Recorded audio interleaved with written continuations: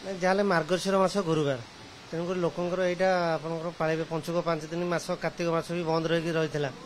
ତାପରେ ସହଜେ ମାର୍ଗଶିର ମାସ ଗୁରୁବାର ଏଇଟା ସମସ୍ତଙ୍କ ଘରେ ପୂଜା ପର୍ବପର୍ବାଣି ରହିଛି। ଆଉ ତେଣୁକରି ଆଜି ବେପାର ନିଶ୍ଚିତ ମାନେ ପ୍ରଭାବ ପଡ଼ିବ, ମାନେ ହବ ନାହିଁ। ତେଣୁକରି ଯାହା ହବ କାଲି ହବ। ଆଜି ମାଛ କେଜି କେତେ ଦାମ? କେଜି ଆଜି ସେଇ ରେଟ୍ ରହିବ, କିଛି ବଢିବନି କି କମିବନି। ସେଇ ମୁଣ୍ଡ ସହିତ ଆପଣ 200 ରହିବ, 220 ଏଇ। ବିକିଲେଣି ନା ନାଇଁ? ନା ବେପାର ନାହିଁ, ମୂଳରୁ ବହି ନେଇନି। ଏଇ ହୋଟେଲ ଯାହା ଦିଆ ହେଇଛି ବହି ନେଇନି। ମୋବାଇଲ ଦେଖିକି ସମୟ ବିତଉଛନ୍ତି। ଆଉ କଣ କରିବି, ଆଉ କିଛି କାମ ନାହିଁ, ମୋବାଇଲ ଘାଣ୍ଟିବା କଥା। ଆଉ କାଲି ଏତେବେଳକୁ ବ୍ୟବସାୟ ଆଉ ବେପାର ଜମିବ କାଲି।